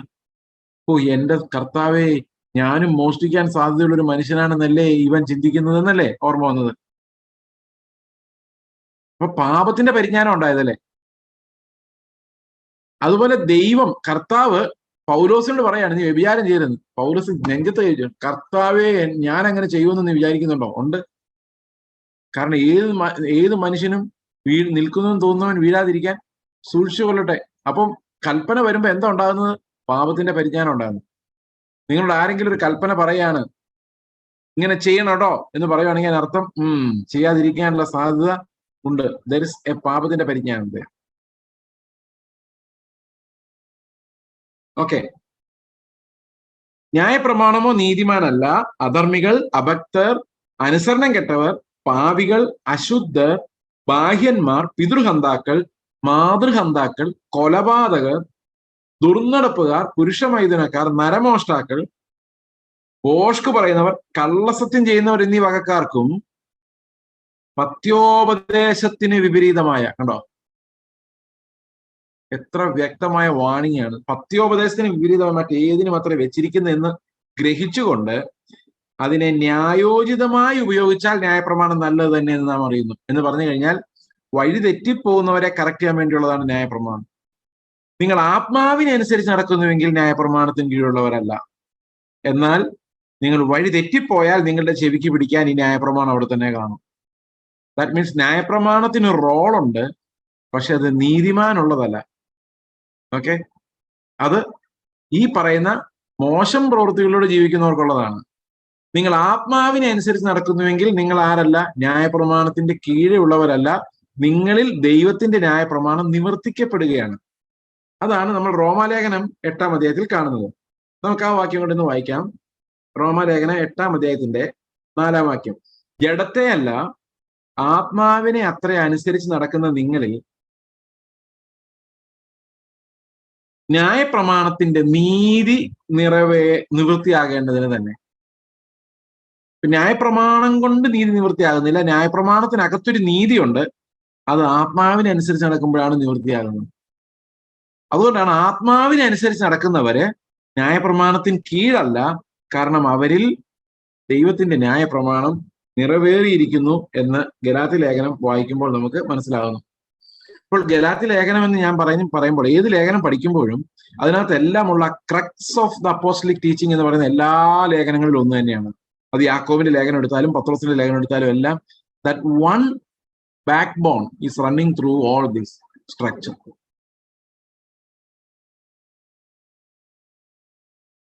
ഓക്കെ,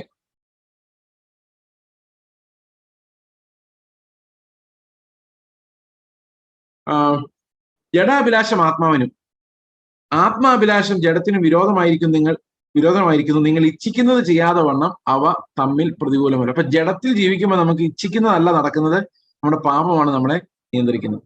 ജഡത്തിന്റെ ആത്മാവിനെ അനുസരിച്ച് നടക്കുന്നുവെങ്കിൽ നിങ്ങൾ ന്യായപ്രമാണത്തിന് കീഴുള്ളവരല്ല. അപ്പൊ ജഡത്തിന് കീഴിൽ നടക്കുവാണെങ്കിലോ ന്യായപ്രമാണത്തിന് കീഴുള്ളവരാണ്. ഞാന് പലപ്പോഴും കേരളത്തിൽ ശ്രദ്ധിച്ചിട്ടുള്ളൊരു കാര്യമാണ്, ഞാനും വൈഫും കൂടെ കാർ ഓടിച്ചു പോവാണെങ്കിൽ പോലീസുകാർ വഴി തടയൽ, ബൈക്കിൽ പോയാലും തടയൽ. അതേസമയത്ത് ഞാനും വേറൊരു ബ്രദറും കൂടെ പോവാണെങ്കിൽ തടയും. ചോദിക്കും എങ്ങോട്ടാ, എന്താ, കള്ളു കുടിച്ചിട്ടുണ്ടോ? ഞാൻ ചിലപ്പോൾ ഓർക്കും, എന്റെ ദൈവം മെഷീൻ വല്ലതും കേടായിട്ട് വല്ല ബീപ്പ് അടിച്ച എന്റെ അവസ്ഥ എന്തായിരിക്കും. പക്ഷെ ഭാര്യയായിട്ട് പോകുമ്പോൾ ഭാര്യ നോക്കിക്കോളുന്ന് പോലീസുകാരനറിയാം, ഇയാളെ കുടിക്കാതെ, അല്ലെ? അപ്പോ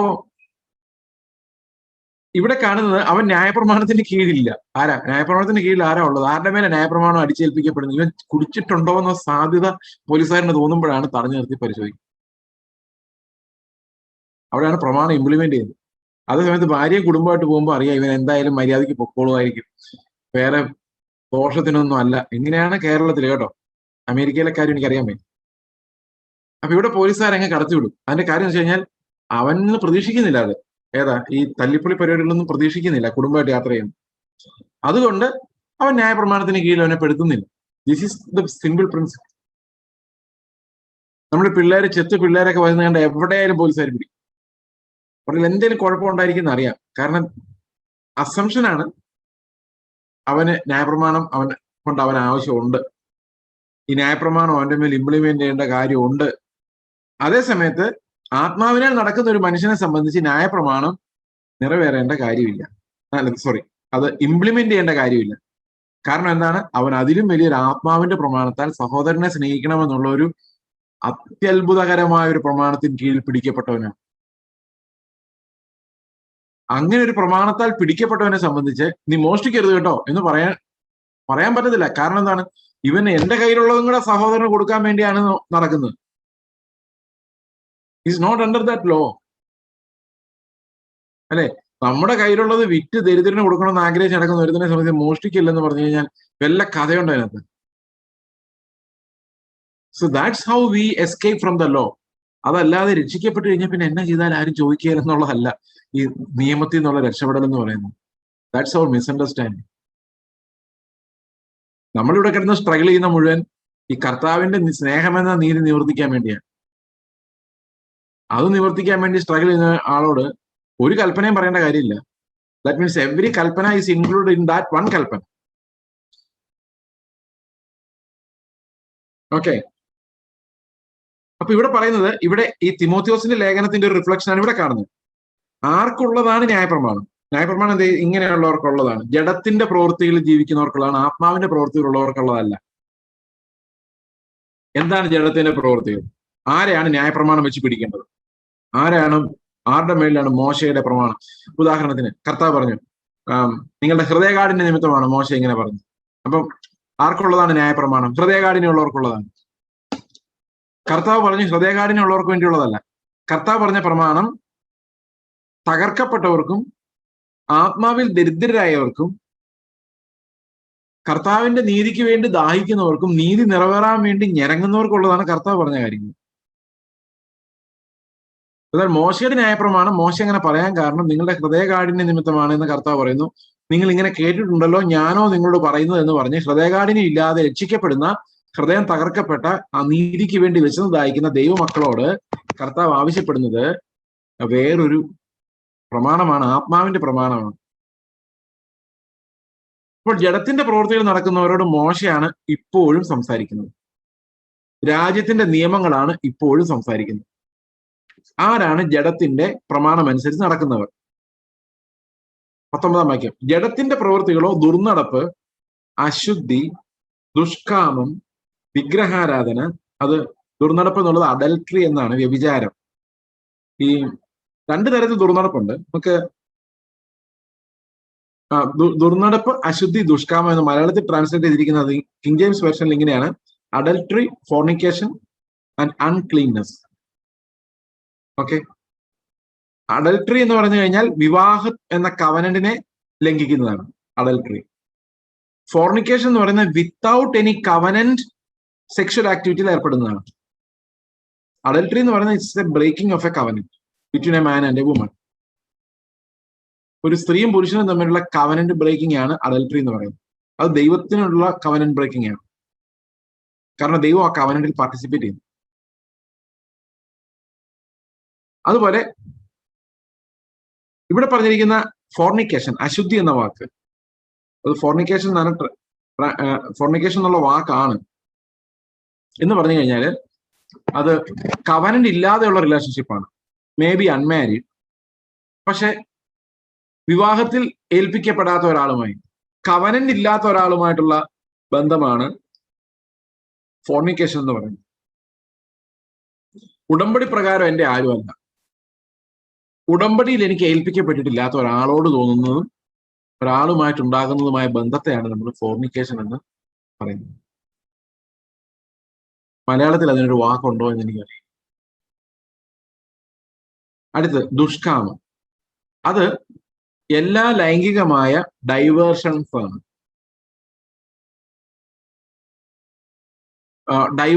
ഡൈവേഴ്സീവ് ചിന്തകൾ, അതായത് ലൈംഗിക ബന്ധത്തിലേക്ക് ഒരുപക്ഷെ എത്തുന്നില്ലായിരിക്കാം, പക്ഷെ ഹൃദയത്തിൽ ഉണ്ടാകുന്ന അങ്ങനെയുള്ള ലസ്റ്റ്ഫുൾ തോട്ട്സ്, അതിനെയാണ് അവിടെ ദുഷ്കാമം എന്ന വാക്കുകൊണ്ട് ഉപയോഗിച്ചത്. അൺക്ലീൻനെസ്, ലാഷിവിയസ്നെസ്, ഓക്കെ, വിഗ്രഹാരാധന, ആഭിചാരം, പക, പിണക്കം, ജാരശങ്ക, ക്രോധം, ശാഠ്യം, ദ്വന്ദ്വപക്ഷം, ഭിന്നത, അസൂയ, മദ്യപാനം, വെറിക്കൂത്ത് മുതലായവ. ഈ വെറിക്കൂത്ത് എന്നുള്ളതുകൊണ്ട് ഉദ്ദേശിക്കുന്നത് എന്താണ്? അവിടെ ഉദ്ദേശിക്കുന്നത് റെവൽറി എന്ന വാക്കാണ്. റെവൽറി. ഈ റെവൽറി എന്ന് പറഞ്ഞു കഴിഞ്ഞാൽ നമ്മൾ ഒരു ചെറിയൊരു തമാശ പറഞ്ഞ് ചിരിക്കുന്നതല്ല വെറിക്കൂത്ത് എന്ന് പറയുന്നത്. നമുക്കറിയാമല്ലോ, ഒരു എന്താ പറയുന്നത്, മദ്യപാനം, വെറിക്കൂത്ത്, ഇത് രണ്ടും കൂടെ മിക്സ് ആയിട്ട് പോകുന്ന കാര്യമാണ്. അങ്ങ് ആഘോഷിക്കുക എന്ന് പറയല്ലേ നമ്മൾ, ഭയങ്കര ആഘോഷകരമായ എൻജോയ്മെന്റ്. അപ്പൊ നിങ്ങളിലേക്ക് ഈ കർത്താവിന് ഈ ആഘോഷങ്ങളോടൊക്കെ വിരോധമാണ്. സാമാന്യമായിട്ടൊക്കെ നമ്മൾ എന്തെങ്കിലും ഒരു ബർത്ത്ഡേക്ക് ഒരു കേക്ക് മുറിക്കുന്നോ, അല്ലെങ്കിൽ ഒരു ഇത്തിരി സന്തോഷമായിട്ടൊരു തമാശ പറയുന്നോ, ആൾക്കാർ കുടുംബമായിട്ട് കൂട്ടിയിരുന്ന് വർത്താനം പറയുന്നോ ഒന്നും അല്ല ഇവിടുത്തെ പ്രശ്നം. ഇവിടുത്തെ പ്രശ്നം എന്ന് പറയുന്നത് നമ്മൾ എൻജോയ്മെന്റിന് വേണ്ടി ഡെലിബറേറ്റ് ആയിട്ട് ചെയ്യുന്ന പരിപാടികളാണ്. പാർട്ടിങ്, എന്താ പറയുന്നത്, പബ് അല്ലെ, ഇങ്ങനെയൊക്കെയുള്ള സാധനങ്ങൾ എറണാകുളത്ത് ഉണ്ടെന്നുള്ളതല്ല എനിക്കൊന്നും അറിയത്തില്ല. അവിടെ എന്താ ഡാൻസ്, ഇങ്ങനെയുള്ള റെവലിങ്സിന് വേണ്ടി മാത്രം. അതായത് ഈ ഒരു പ്ലഷർ സീക്കിംഗ്.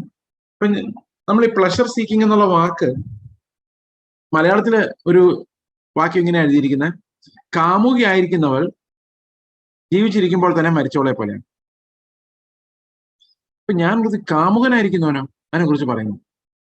എന്തെങ്കിലും ആട്ടെ, ഇത് കാമുകിയായിരിക്കുന്നവൾ ജീവിച്ചിരിക്കുമ്പോൾ ചത്തവളാന്നു.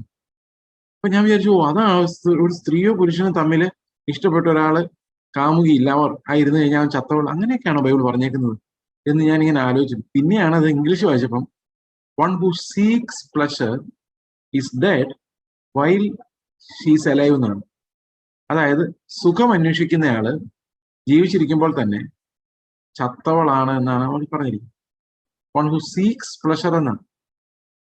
നമ്മൾ ആഹാരം കഴിക്കുമ്പോഴേ നമുക്ക് തന്ന ആഹാരത്തിന് സ്തോത്രം ചെയ്ത് കഴിക്കുന്നതിന് പകരം അതൊരു പ്ലഷറിന് വേണ്ടി ആകുന്ന ആലോചിക്കും.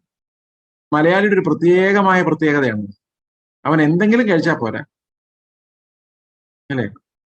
നമ്മുടെ നോർത്ത് ഇന്ത്യയിൽ എവിടെയെങ്കിലും വെച്ചിരുന്ന എന്തെങ്കിലും കഴിച്ചോളൂ. ഒരു ചോറോ ഒരു കറി മതി, അല്ല ഒരു ചപ്പാത്തി, 2 ചപ്പാത്തി ദാൽ കറി മതി, ഇനഫ്. അത് 24 ദിവസം 30 ദിവസം 24 മണിക്കൂർ അതായാലും കുഴപ്പമില്ല. നമുക്കങ്ങനെയല്ല. നമുക്ക് ഒരു ദിവസത്തെ ബ്രേക്ക്ഫാസ്റ്റ് പിറ്റേ ദിവസം ആവർത്തിക്കുക എന്ന് പറയുന്ന പ്ലഷർ സെൻസിനെ ബാധിക്കുന്നവരാണ്. നമുക്ക് ഒരു ദിവസത്തെ കറി പിറ്റേ ദിവസം കഴിക്കാന്ന് പറഞ്ഞാൽ ഇതേ ഉള്ളോ ഇവിടെ എന്ന് ചോദിക്കുന്നവരാണ്. വല്ലപ്പോഴും ഒരു വെറൈറ്റി അല്ല.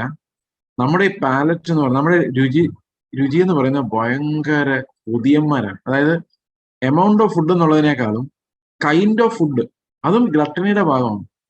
ഈ മലയാളിയുടെ അടുത്ത് ചെന്ന് കഴിഞ്ഞാല്, നമുക്കൊരു ഉച്ചയൂണിന് ചെന്ന് കഴിഞ്ഞാൽ അവൻ ശ്വാസം മുട്ടി മരിക്കും. കാരണം അതുപോലത്തെ ഫുഡായി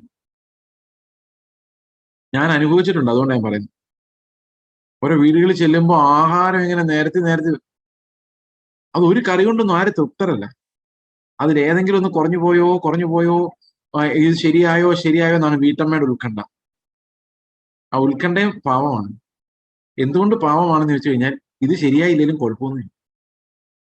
അതാണ് ആദ്യം നമ്മൾ മനസ്സിലാക്കേണ്ട ഒരു കാര്യം. ഇത് ശരിയാകണമെന്ന് എന്താ ഇത്ര നിർബന്ധം? നമ്മൾ നല്ലതുണ്ടാക്കി കഴിച്ചോ, അതിന് കുഴപ്പമൊന്നുമില്ല. പക്ഷെ അതൊരു ഭയങ്കര റെവൽറി, ഒരു പ്ലഷർ എൻജോയ്മെന്റ് ആയി ഇവിടെ മാറരുത്. വൺ ഹു സീക്സ് പ്ലഷർ, ആഹാരം കഴിക്കുന്ന കാര്യത്തിൽ മാത്രമല്ല, വസ്ത്രധാരണത്തിൽ, ജീവിതത്തിന്റെ ഓരോ ഘടകങ്ങളിൽ ഈ പ്ലഷർ സീക്കിംഗ്. പ്ലഷർ ഉണ്ട് പലതിലും, ഇല്ലെന്നല്ല. പക്ഷെ അതൊരു അജണ്ടയായിട്ട് മാറി അതൊരു ആഘോഷമാക്കി മാറ്റുമ്പോൾ അതൊരു ജഡത്തിന്റെ പ്രവൃത്തിയാണ്. തീർച്ചയായിട്ടും ജഡത്തിന്റെ പ്രവൃത്തിയാണല്ലോ, ജഡത്തിന്റെ പ്രവൃത്തിയാണ്. ഓക്കെ, അപ്പൊ ഈ ജഡത്തിന്റെ പ്രവൃത്തി വരുന്ന എന്തായാലും ആത്മാവിൽ നിന്നല്ല, അത് ജഡത്തിൽ നിന്ന് തന്നെയാണ് വരുന്നത്. അപ്പൊ ജഡത്തിന്റെ പ്രവൃത്തികൾ എന്ന് പറയുന്നതിന്റെ ലിസ്റ്റിൽ ഞാൻ എടുത്തു പറഞ്ഞത് നമ്മളെല്ലാം സാധാരണ നോർമലായിട്ട് കരുതുന്ന കാര്യങ്ങൾ. ഈ നോർമലായിട്ട് കരുതുന്ന കാര്യങ്ങൾ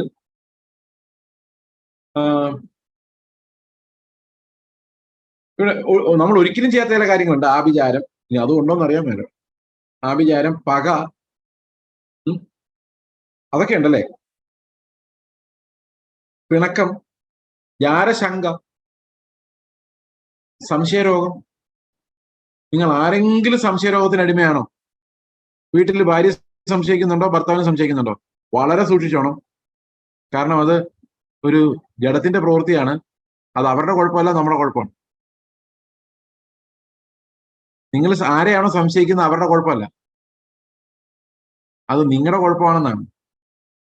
if you have doubt about questions about moral conduct of your husband or wife, it's your problem. ആ ജാരശങ്ക എന്ന് പറയുന്നത് തന്നെ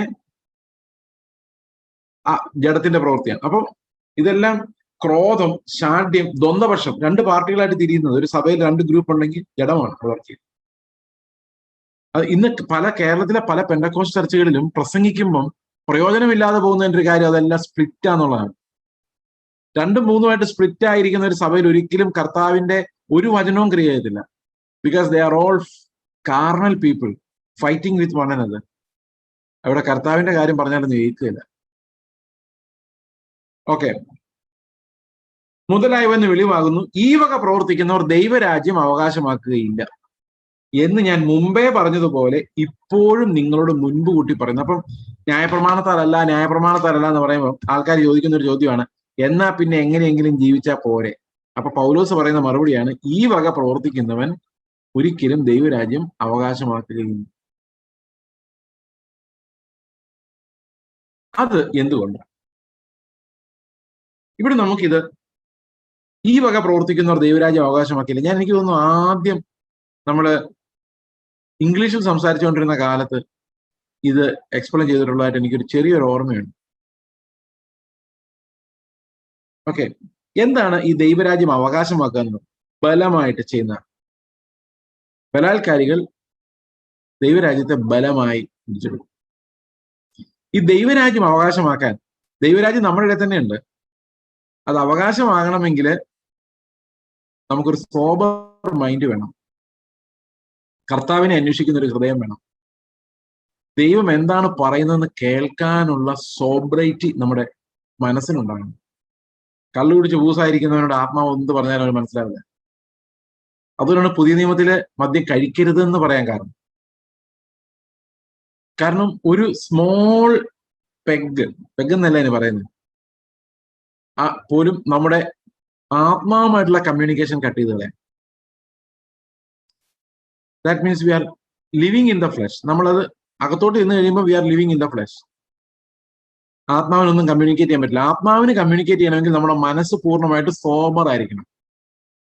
അതിന് പുതുനിയമത്തിൽ പറഞ്ഞ നിർമ്മതരായിരിക്കുന്ന, യാതൊരു തരത്തിലുള്ള മതവും ഉണ്ടാകരുത്, മതം പിടിക്കരുത്. അത് കള്ളു കുടിച്ച് മതം പിടിക്കരുത് മാത്രമല്ല, ഒന്നിനോടും ആസക്തിയുള്ള ഹൃദയങ്ങളോട് ആത്മാവിന് ഇടപെടാൻ, ആത്മാവിന്റെ ശബ്ദം കേൾക്കാൻ പ്രയാസമാണ്. If you are enamoured by anything or obsessed by anything, ആത്മാവിന്റെ ശബ്ദം കേൾക്കാൻ കഴിയില്ല. അതുകൊണ്ട് മനസ്സ് സോബർ ആയിരിക്കുക എന്ന് പറയുന്നത് പുതുനിയമത്തിന്റെ ഒരു കൽപ്പനയാണ്. ഓക്കെ, അപ്പോൾ മനസ്സ് സോബർ അല്ല, മനസ്സ് പലതിനാൽ വ്യാകുലപ്പെട്ടിരിക്കുകയാണെങ്കിൽ, ഇവൻ ഉപജീവന ചിന്ത പോലും,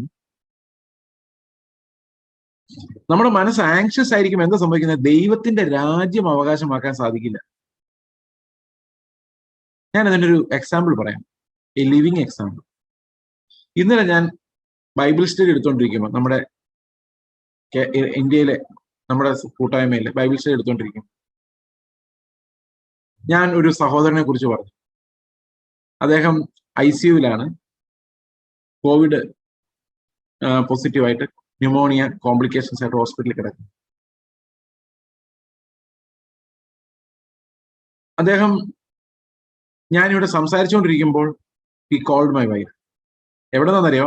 ശ്വാസം കിട്ടുന്നില്ല, ICUവിൽ നിന്ന് വിളിച്ചത് പ്രാർത്ഥിക്കണമെന്ന് പറയാൻ വേണ്ടിയല്ല, നമ്മളൊക്കെ എങ്ങനെയുണ്ടെന്ന് സന്തോഷം പങ്കുവയ്ക്കാൻ വേണ്ടി വിളിച്ചതാണ്. എന്നോടൊന്ന് സംസാരിക്കാൻ പറ്റുമെന്ന് ചോദിച്ചു. ഞാൻ പ്രസംഗിച്ചുകൊണ്ടിരിക്കുമായിരുന്നു. ഞാനൊരു ബ്രേക്ക് എടുത്ത് ഒരു 3-4 മിനിറ്റ് അദ്ദേഹത്തോട് സംസാരിച്ചു. അദ്ദേഹം എന്നോട് പറഞ്ഞു, ദൈവം എന്നെ ഇപ്പൊ ശ്വാസം വിടാൻ പഠിപ്പിച്ചുകൊണ്ടിരിക്കുകയാണ്, ഞാൻ കഷ്ടപ്പെട്ട് അത് പഠിച്ചുകൊണ്ടിരിക്കും. I am doing a homework. കർത്താവ് പഠിപ്പിക്കുക എങ്ങനെയാണ് ശ്വാസം വിടുന്നത്. ഞാനിത് പറയാൻ കാരണം ദൈവരാജ്യം അനുഭവിക്കുന്നു. അദ്ദേഹം അനുഭവിക്കുന്ന ദൈവരാജ്യത്തിന്റെ പവർ എന്ന് പറയുന്നത്, ഞാൻ അതിന് തലേ ദിവസം മിനിയാന്ന് അതിന്റെ ഭാര്യയായിട്ട് സംസാരിച്ചു. ഷി വാസ് ക്രൈയിങ്, ഭയങ്കര ആങ്സൈറ്റിയിലായിരുന്നു. ഞാൻ ഒന്നിച്ച് പ്രാർത്ഥിച്ചു. ഇന്നലെ ആ സഹോദരി എന്നെ ഒരു ഉച്ചയായപ്പോൾ വിളിച്ചിട്ട് പറഞ്ഞു, എനിക്ക് കർത്താവ് ഒത്തിരി സമാധാനം, റെസ്റ്റും തന്നു. ഭയങ്കര സന്തോഷമായിട്ട് വിളിച്ചു. അത് ദൈവരാജ്യം അവകാശമാക്കുക എന്ന് പറയുന്നത് അതാണ്. അവിടെ ഇനി ദൈവമാണ് രാജാവ്. ഇത് ഈ ദൈവരാജ്യം എങ്ങനെ നമ്മൾ അവകാശമാക്കും? ദൈവത്തിന്റെ രാജത്വത്തിന് കീഴടങ്ങ് ഈ പരിപാടികൾ ചെയ്യുന്നവരെ കൊണ്ട് നടക്കില്ല. അപ്പോൾ നമ്മൾ ദൈവത്തിന്റെ രാജ്യത്തിലാവുക എന്ന് പറയുന്നത്, to have a sober mind, unconcerned about what will happen. ഇപ്പൊ ദൈവത്തിന്റെ രാജ്യം എന്ന് പറഞ്ഞു കഴിഞ്ഞാൽ ദൈവം രാജാവാണല്ലോ. അപ്പൊ പിന്നെ നമ്മൾ ചുറ്റും നടക്കുന്നതിനെ കുറിച്ചൊന്നും കൺസേൺഡ് അല്ല. ഇങ്ങനെയുള്ള അനേകം വിശുദ്ധന്മാർ നമ്മുടെ ചുറ്റുമുണ്ട്. യോഹന്നാൻ സ്നാപകൻ പറഞ്ഞ പോലെ അവരുടെ ഒന്നും വാറു കുനിഞ്ഞഴിപ്പാൻ ഞാൻ യോഗ്യനല്ല. That's how the lord builds his kingdom.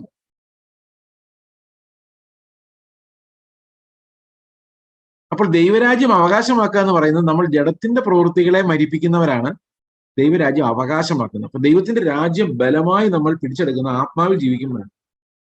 when you listen to the voice of the spirit, നമ്മളപ്പോൾ ജഡത്തിന്റെ പ്രവൃത്തികൾ ചെയ്യുകയില്ല. Okay, I think that's clear ആണ്. അവർ ദൈവത്തിന്റെ രാജ്യം അവകാശമാക്കിയില്ല. അവർക്ക് അതിന്മേലൊരു അവകാശം ലഭിക്കുന്നില്ല. ദാറ്റ് മീൻസ് അവർക്ക് അത് അനുഭവിക്കാൻ പറ്റുന്നില്ല. ദൈവത്തിന്റെ രാജ്യം അനുഭവിക്കാൻ കഴിയുന്നില്ല.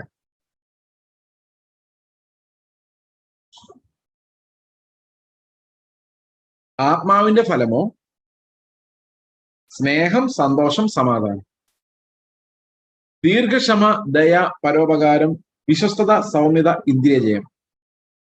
ഈ വകയ്ക്ക് വിരോധമായി ഒരു ന്യായപ്രമാണവുമില്ല. ദാറ്റ് മീൻസ് നിങ്ങൾ ആത്മാവിനെ അനുസരിച്ച് നടക്കുകയാണെങ്കിൽ നിങ്ങളിൽ നിന്ന് പുറപ്പെടുന്ന ഇതൊക്കെ ആയിരിക്കണം. ഇങ്ങനെ പുറപ്പെടുന്ന ഒരാളെ സംബന്ധിച്ച് അതിന് എതിര് നിൽക്കാൻ യാതൊരു ന്യായപ്രമാണവും ലോകത്തിൽ ഒരിടത്തും ഇല്ല.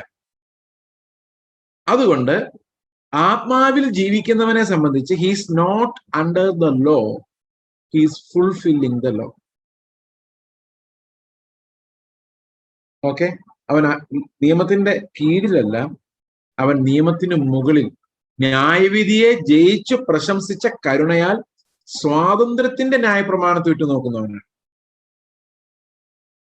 And this is Christian life, living by the spirit, not living by the law. അപ്പൊ നിയമത്താൽ നീതീകരിക്കപ്പെടാൻ ആഗ്രഹിക്കുന്നുണ്ടെങ്കിലോ കൃപയുടെ തലത്തിൽ നിന്ന് താഴോട്ട് വീണു. ഇപ്പൊ ഞാൻ പറഞ്ഞ കുടുംബം കൃപയുടെ തലത്തിലാണ്. അവർ ദൈവത്തിന്റെ കൃപ അനുഭവിക്കുകയാണ്. അതിന്റെ സന്തോഷം, സമാധാനവും ആത്മാവിനെ അനുഭവിക്കുകയാണ്. ദൈവരാജ്യത്തിന്റെ ബ്യൂട്ടി എൻജോയ് ചെയ്യുകയാണ്. ചിന്തിക്കാൻ കഴിയത്തില്ല ഒരു മനുഷ്യന്. ഓക്കെ, അപ്പോൾ ആത്മാവിനെ അനുസരിച്ച് നടക്കുകയാണെങ്കിൽ നമ്മൾ ജഡത്തിന്റെ മോഹത്തെ നിവർത്തിക്കില്ല. ഈ വാക്യങ്ങൾ എന്നെ തന്നെ, ഇന്നലത്തെ എന്റെ അനുഭവവും ഇവരുടെ അനുഭവങ്ങളെല്ലാം എന്നെ തന്നെ വെല്ലുവിളിക്കുന്നതായിട്ട്, ചലഞ്ച് ചെയ്യുന്നതായിട്ട് എനിക്ക് അനുഭവപ്പെടുന്നു. Because we all need to get hold of the kingdom of God. ദൈവം രാജാവായിരിക്കുന്നതിന്റെ മനോഹരത്വം, അവൻ എല്ലാത്തിന്റെയും കൺട്രോൾ അവന് ലഭിക്കുന്നതിന്റെ, എല്ലാറ്റിന്റെയും കൺട്രോൾ അവന് ലഭിക്കുന്നതിന്റെ മനോഹരത്വം, അതിന്റെ സമൃദ്ധി, അതിന്റെ സന്തോഷം, ഓക്കെ, അത് അനുഭവിക്കാൻ നമുക്ക് ഈ ലോകത്ത് കഴിയണം. ഈ ലോകത്ത് കഴിയണം. അത് നിത്യമായ ഒരു സമാധാനത്തിലേക്ക് നമുക്ക് പോകാനും പറ്റും. അപ്പൊ ദൈവരാജ്യം എന്ന് പറയുന്നത് ആത്മാവിന്റെ ഫലമാണ്. ആത്മാവിന്റെ ഫലമായിട്ട് അവിടെ ദൈവരാജ്യം എന്ന് പറയുന്നത്. അതായത് ജഡത്തെ അനുസരിച്ച് നടക്കാത്തവർ ആത്മാവിനനുസരിച്ച് നടക്കുന്നവർ അനുഭവിക്കുന്ന രാജ്യത്തെക്കുറിച്ചാണ് ഇവിടെ പറയുന്നത്. It's not speaking about eternal kingdom, speaking about the kingdom of God that we experience here. നിത്യരാജ്യം എന്നുള്ള വാക്കിലല്ല ഇവിടെ ഉപയോഗിക്കുന്നത്. ദൈവം രാജാവായിരിക്കുന്ന ആ ബ്ലിസ്ഫുൾ സ്റ്റേജിനെ കുറിച്ചാണ് പറയുന്നത്. അത് ഇവിടെയോ അവിടെയോ എന്നുള്ളതല്ല. നമ്മൾ ഇന്ന് ജീവിക്കുന്ന പശ്ചാത്തലത്തിൽ ദൈവത്തിന്റെ രാജത്വം നമ്മൾ അനുഭവിക്കുക എന്നുള്ളതാണ് ഈ വാക്യം നമ്മളെ പഠിപ്പിക്കുന്നത്. ഓക്കെ, ഇപ്പൊ ഇവിടെ പറഞ്ഞിരിക്കുന്ന കാര്യങ്ങൾ ആത്മാവിന്റെ ഫലമോ, സിംഗിൾ ഫ്രൂട്ട് ഫലമോ, സ്നേഹം, സന്തോഷം, സമാധാനം, ദീർഘക്ഷമ, ദയാ, പരോപകാരം, വിശ്വസ്ത, സൗമ്യത, ഇന്ദ്രിയജയം. ഇതാണ് ഫലം. 9 ഇതളുകളുള്ള ഒരു ഫലം, 9 അല്ലികളുള്ള ഒരു ഫലം. അത് ആത്മാവിനനുസരിച്ച് നടക്കുന്നവരിൽ പ്രൊഡ്യൂസ്ഡ് ആവുന്നു. സ്നേഹം മാത്രമായിട്ടല്ല, സ്നേഹത്തോടുകൂടെ തീർച്ചയായിട്ടും സൗമ്യത ഉണ്ടാവും, വിശ്വസ്തത ഉണ്ടാവും, പരോപകാരം ഉണ്ടാവും, അല്ലെ? ദയാ, പരോപകാരം, വിശ്വസ്തത, ഇതെല്ലാം പരസ്പരം ഒന്ന് തന്നെയാണ്. സംഗതി സത്യം പറഞ്ഞ ഒരൊറ്റ കാര്യം അത് പല ഷെയ്ഡിൽ അറിയപ്പെടുന്നു മാത്രമേ. സ്നേഹം എന്ന് പറയുന്നത് തന്നെയല്ലേ സമാധാനം, ദീർഘക്ഷമ സ്നേഹമാണ്. എന്താ ദീർഘക്ഷമ എന്ന് പറയുന്നത്? ഒരു മനുഷ്യനെ ദീർഘമായി അവനെ ബെയർ ചെയ്യുക, സഹിക്കുക. ഒട്ടും ഇഷ്ടപ്പെടുന്നില്ല, സഹിക്കുക. Bearing him. ഓക്കെ, അപ്പൊ ക്രിസ്തു യേശുവിനുള്ളവർ ദൈവരാജ്യം അവകാശമാക്കാൻ വേണ്ടി എന്ത് ചെയ്തിരിക്കുന്നു? അവർ ജഡത്തെ അതിന്റെ രാഗമോഹങ്ങളോടുകൂടി ക്രൂശിച്ചിരിക്കുന്നു. അപ്പൊ ക്രൂശിച്ചിരിക്കുന്ന ആരാണ് എന്നൊരു ചോദ്യം വരും ഇവിടെ. Okay, and they that are Christ have crucified the flesh with the affections and lusts. അവരുടെ ജഡത്തെ അതിന്റെ രാഗമോഹ, അത് ഇംഗ്ലീഷിൽ പറയുമ്പോൾ രാഗമോഹ സ്നേഹാദികളോട്, സ്നേഹത്തോടും കൊതികളോടും കൂടി എന്നാണ് ശരിക്കും. കിങ് ജെയിംസ് ട്രാൻസ്ലേറ്റ് ചെയ്താൽ അങ്ങനെയാണ്. എന്റെ കയ്യിൽ ഇപ്പൊ ഇരിക്കുന്ന മലയാളവും കിങ് ജെയിംസും കൂടെ ചേർന്നാണ്. ഇന്നലെ കഴിഞ്ഞ ദിവസങ്ങളിൽ ഉണ്ടായിരുന്ന മലയാളവും ഇംഗ്ലീഷ് സ്റ്റാൻഡേർഡ് വേർഷൻ ചേർന്നിട്ടുണ്ട്. അതനുസരിച്ച് ആണ് ഞാൻ സംസാരിക്കുന്നത്. Okay, and they that are Christ have crucified the flesh with the affections and lusts.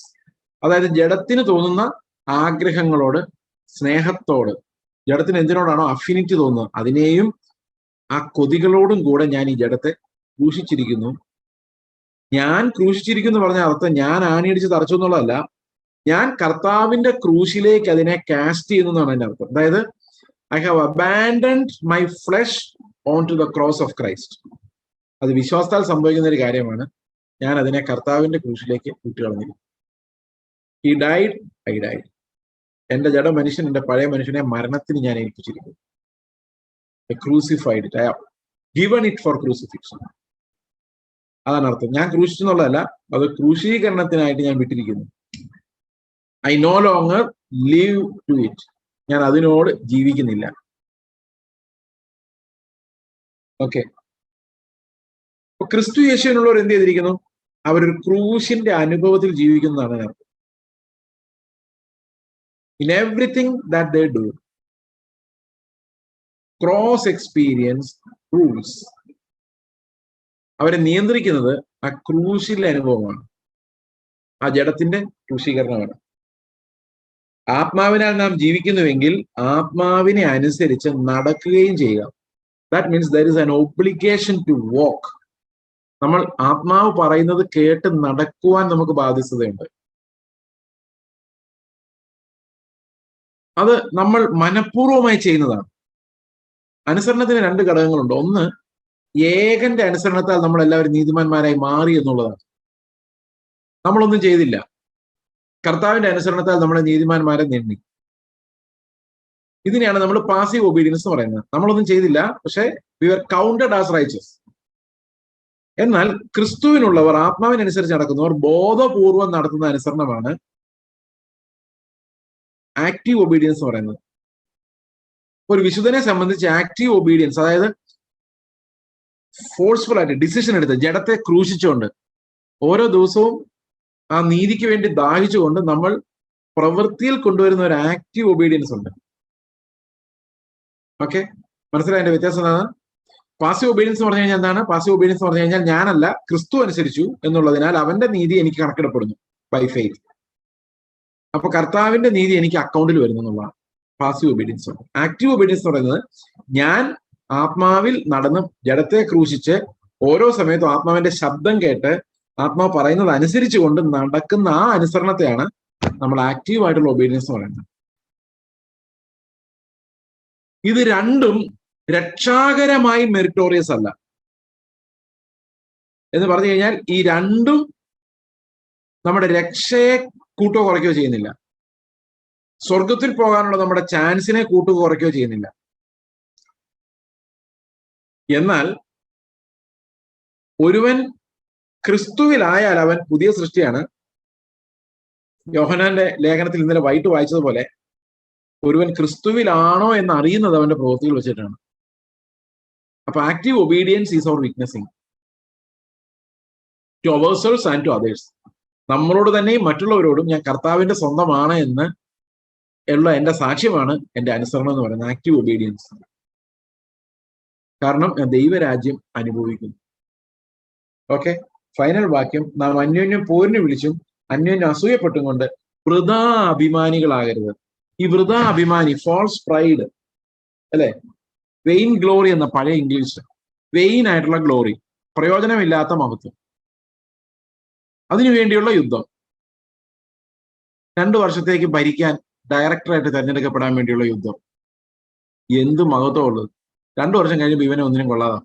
എന്തായാലും ശരി, ഒരു 75 വയസ്സായി കഴിഞ്ഞ് ഒരിടത്തും പോയിരിക്കാൻ നമ്മൾ ഇരുത്തുകയല്ല. ഇതൊക്കെ താൽക്കാലമായിട്ട് നശിച്ചു പോകുന്ന അധികാരം പ്രയോഗിക്കാൻ വേണ്ടി. ഈ കാരണവന്മാര് വീടുകൾ ഭരിക്കുന്നുണ്ട്, അയൺ ഹാൻഡോടെ ഭരിക്കുന്ന കാരണവന്മാരുണ്ട്. കുറെ കഴിഞ്ഞ് 75, 80, 85 വയസ്സ് നിസ്സഹായനായി കഴിയുമ്പോൾ ബാക്കി പിള്ളേര് ഇയാളെ എടുത്ത് ഭരിക്കും. ഈ മറ്റുള്ളവരെ നിയന്ത്രിക്കാനും എന്താ പറയുന്നത്, രാജ്യം സ്ഥാപിക്കാനും ഒക്കെ നടക്കുന്നതെല്ലാം വെയിൻ ഗ്ലോറിയാണ്, വൃഥാ അഭിമാനം. എന്നെ ചോദ്യം ചെയ്യാൻ അവൻ ആരടാ എന്ന് എന്റെ ഹൃദയത്തിൽ തോന്നാറുണ്ടോ? ഭാര്യമാരെന്തെങ്കിലും പറയുമ്പോൾ, ഭർത്താക്കന്മാരെന്തെങ്കിലും പറയുമ്പോൾ, ഇവനാരാ എന്നോട് പറയും, ഇവളാരാ അങ്ങ് തോന്നുന്നുണ്ടോ? ഇതിനെയാണ് നമ്മൾ വെയിൻ ഗ്ലോറി എന്ന് പറഞ്ഞത്, വൃഥാഭിമാനം. അപ്പൊ നമുക്ക് ഏതെങ്കിലും ഒരു കൊച്ചു പറഞ്ഞാൽ നമുക്കൊന്നും അംഗീകരിക്കാൻ പറ്റില്ല. അവൻ പറഞ്ഞ ഞാനതിനെ സത്യമായിരിക്കും, എന്നാൽ അവൻ എന്നോട് പറയണ്ട, എനിക്ക് തോന്നിയാൽ ഞാൻ ചെയ്യും. ഇങ്ങനെ പറയുന്ന ഒരു വൃഥാഭിമാനമാണ് പലപ്പോഴും പല യുദ്ധങ്ങൾക്കും കാരണം. ഈ വൃഥാ അഭിമാനികളാകുന്ന ജഡത്തിന്റെ ഒരു പ്രത്യേകതയാണ് ഫാൾസ് പ്രൈഡ്, വെയിൻ ഗ്ലോറി. അപ്പോൾ ഗലാത്യ ലേഖനത്തിന്റെ 5 അധ്യായങ്ങൾ ചുരുക്കി പറഞ്ഞ് ഇത്രയേ ഉള്ളൂ. ന്യായപ്രമാണം അനുസരിച്ച് നടക്കുന്നവർ, ആത്മാവിനനുസരിച്ച് നടക്കുന്ന 2 വിഭാഗമുണ്ട്. ന്യായപ്രമാണത്തിന്റെ അനുസരിക്കുന്നവര് സീനായി മലയിലുള്ളവർ, ഹാഗാറിന്റെ ഭാഗമാണ്. അവർ ജഡത്തെ അനുസരിച്ച് നടക്കുന്നു, അവർ ആത്മാവിനാലുള്ള വീണ്ടും ജന്മം അനുഭവിക്കുന്നില്ല, ദൈവരാജ്യം അനുഭവിക്കും. അവർ ധർമ്മോപദേഷ്ടാക്കന്മാരെ നടക്കുന്നു, നല്ലത് പ്രവർത്തിക്കാൻ വേണ്ടി നടക്കുന്നു, പക്ഷെ ഒരിടത്തും ജയിക്കുന്നില്ല. എന്നാൽ വീണ്ടെടുക്കപ്പെട്ടവർ ആത്മാവിനനുസരിച്ച് നടക്കുന്നു, അവരുടെ നീതി കർത്താവാണ്. ആ നീതി എന്ന് പറയുന്നത് ആത്മാവിനാൽ വരുന്നതാണ്. ആത്മാവിന്റെ പ്രവൃത്തികൾ ഉള്ളിലുണ്ടാകുന്ന ഫലത്താലാണ് ആ നീതി നടപ്പാകുന്നത്. ആ സ്നേഹം ഉയരത്തിൽ നിന്ന് വരുന്നതാണ്. ആ സ്നേഹമാണ് എല്ലാ നിയമങ്ങളെയും പൂർത്തിയാക്കുന്നത്. അവർ ദൈവരാജ്യം അവകാശമാക്കുന്നവരാണ്, ദൈവരാജ്യത്തിന്റെ സമാധാനം അനുഭവിക്കുന്നവരാണ്. ഇതാണ് ഇത്രയും നേരവും നമ്മൾ പറഞ്ഞുകൊണ്ടിരുന്നത്. ഇനി നമ്മൾ 6-ാം അധ്യായത്തിലേക്ക്, അവസാനത്തെ അധ്യായത്തിലേക്ക് കടക്കുകയാണ് അടുത്ത ബുധനാഴ്ച. ഗലാത്യ ലേഖനം കഴിഞ്ഞാൽ നമ്മൾ അടുത്ത എഫേസ്യ ലേഖനം എടുക്കുന്നതായിരിക്കും. നമുക്ക് തൽക്കാലം അവസാനിപ്പിക്കാം. ദൈവം നിങ്ങൾ എല്ലാവരും അനുഗ്രഹിക്കട്ടെ. പ്രാർത്ഥിക്കാം. ഞങ്ങളുടെ സ്വർഗസ്ഥ പിതാവേ, ഞങ്ങൾ ആക്റ്റീവ് ഒബീഡിയൻസ് കർത്താവ് അങ്ങയെ മഹത്വപ്പെടുത്തുവാൻ, ദൈവമേ അങ്ങ് എങ്ങനെ ആയിരിക്കുന്നു അങ്ങനെ തന്നെ ആയിരിക്കുവാൻ, അങ്ങയുടെ രാജ്യം അവകാശമാക്കുവാൻ ദൈവമേ ഞങ്ങളെ സഹായിക്കണമേ. ഞങ്ങൾ വൃഥാഭിമാനികളാകാതെ, ജഡത്തെ അനുസരിച്ച് നടക്കാതെ, കർത്താവ് എപ്പോഴും ദൈവമേ അങ്ങയെ അന്വേഷിക്കുവാൻ, അങ്ങയെ അന്വേഷിച്ചുകൊണ്ടിരിക്കുവാൻ, ഈ ലോകത്തിന്റെ പ്ലഷേഴ്സിൽ വീണു പോകാതെ അങ്ങയുടെ മഹത്വം അന്വേഷിക്കുവാൻ ഞങ്ങളെ സഹായിക്കണമേ.